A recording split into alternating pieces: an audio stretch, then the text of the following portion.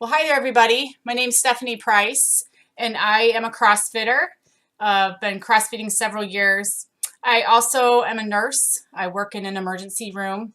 And when I saw recently an AED up in the gym that I was attending, I thought, well, we should put together a little life-saving course to kind of be able to tell athletes some of the basic steps of what to do if somebody in the gym goes down. So that's what I've done here. I put together just a few pieces of information, about a half an hour worth of content, just to give you some basic ideas. I want to make sure that you understand this is not an official American Heart Association basic life support or CPR class. So for those classes, you'll need to find a certified teacher, which I am one, but you'll need to find a certified teacher and a appropriate sanctioned class to become certified in CPR. But I am going to talk to you a little bit about some basic information that should be helpful to you should you have an unfortunate situation with an athlete or a visitor going down. All right, so these are the things that I plan to cover in the next few minutes. First, we'll talk about why having these basic life-saving skills is important. We'll talk about the signs and symptoms of somebody in trouble, because rarely is it going to go down like you see in the movies or in television where people clutch their chest and fall to the floor. So there's usually some signs and symptoms that someone's having some trouble. The third thing is we'll talk about the chain of survival. So what are the steps you take when you have an emergency? We'll talk about basic CPR standards. And again, to reiterate, this is not an official AHA CPR class by any stretch, but it's designed to give you the basics so that you could at least initiate some sort of care in the first few minutes. And then lastly, we'll talk about when and how to use an AED. And whatever AED your gym happens to have, it'd be a good idea to, at that point, also watch the instruction video that's provided. Okay, so why does it matter knowing these life-saving skills? I mean, most of us, we live in the United States, we have a good emergency response system, so we just call 911, and then the people who are trained to deal with this sort of stuff handle it, right? And that's true. But what happens is every year, more than 350,000 people, men, women, and children in the United States, suffer a cardiac arrest outside of the hospital. So they're having these fatal situations that are not occurring where there is immediate trained help available. So we're counting on bystanders to act fast. Of those 350,000 people, the American Heart Association finds that only about half, or even less than half, about 46%, are actually getting that immediate life-saving CPR is really what it is. And we'd love to see that number go up. So, and yet we know, and this is the crucial part, it is that early CPR, so that immediately when someone is pulseless, getting on their chest and beginning to pump their blood throughout their body via CPR, cardiopulmonary resuscitation, can double or even triple their chance of survival. So I've provided a link here, and this would be the time to click on it if you can and watch this video that I've included.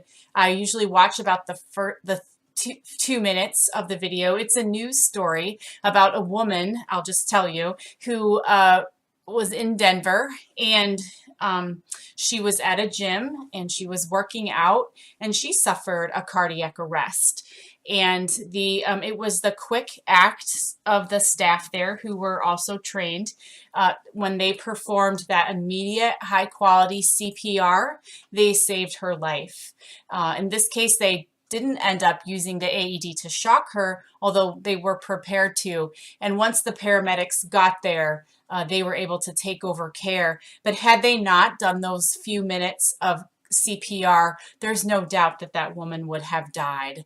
And it's a very touching story, and it's one that could happen in any of our gyms. So I hope you'll watch it and then move on to the next slide.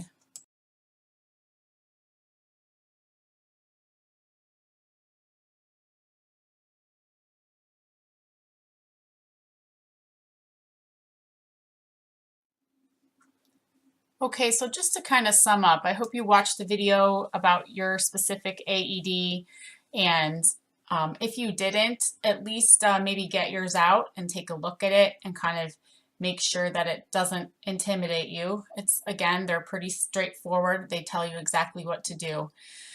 But a couple keys to basic life support that is important to remember. It's actually fairly simple. Doesn't have to be real complicated.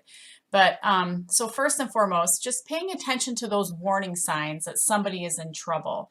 So again, most cardiac events don't start with, clutching your chest and falling to the ground. There's usually some indication. And so if you have an athlete that comes in and they just, say, man, I'm just not feeling great today.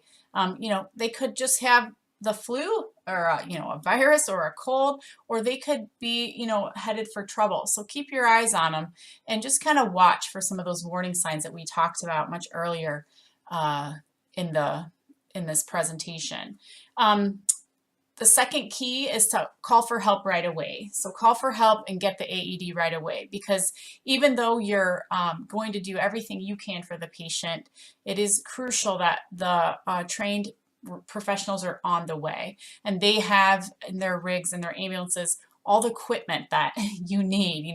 They can start an IV and they can push life-saving drugs, and they can get a person breathing again. They can bag the patient or intubate a patient. So there's a lot that they can do that we obviously can't do as bystanders, but so you want to get that help rolling right away. And depending on where you are and your response time and what your first responders are doing, it could be 5 minutes. They could be 5 minutes away, or they could be 20 minutes away. And so just get them coming. And that also alerts, your local dispatch or dispatch center that, hey, there's some trouble going on over there at that gym, and they can, dispatch people as needed.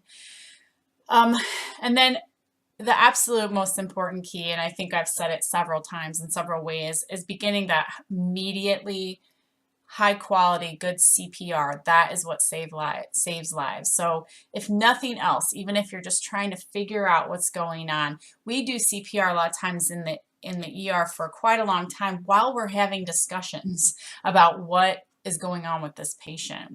Somebody's doing compressions while we're all talking. What's happening with this patient? Why is this happening? Does anyone have any ideas? Did anybody hear any more information? So the CPR continues because, again, you're pumping the blood all around their body and, most importantly, to their brain. So you're going to keep doing that CPR no matter what. Unless the AED tells you not to. So you never want to stop CPR for more than about 10 seconds if it's indicated.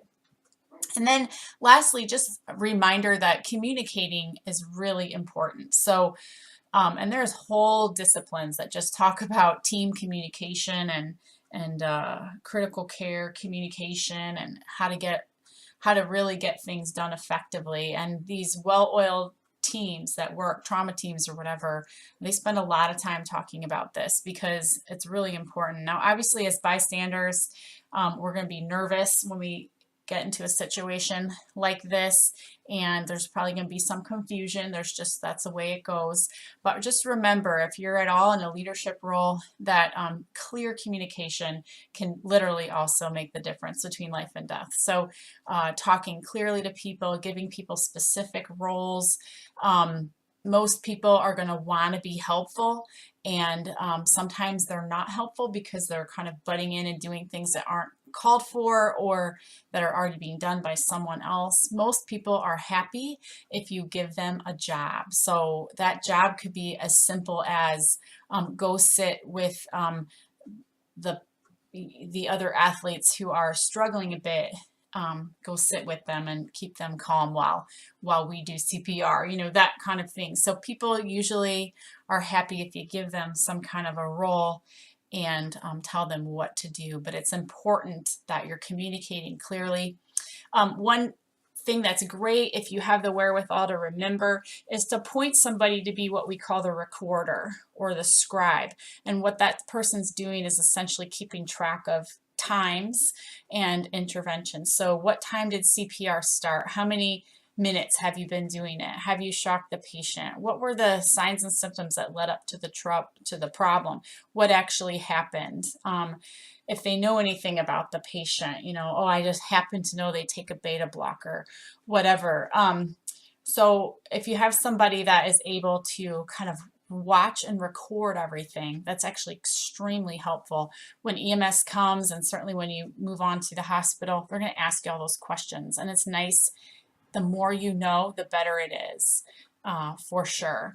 So, and then most importantly is just to keep calm and know that most likely all this information you're never going to need, but just like everything else, you know, we know in CrossFit, I have a t-shirt that says prepare for the unknown. So we're going to be prepared for anything that might come our way.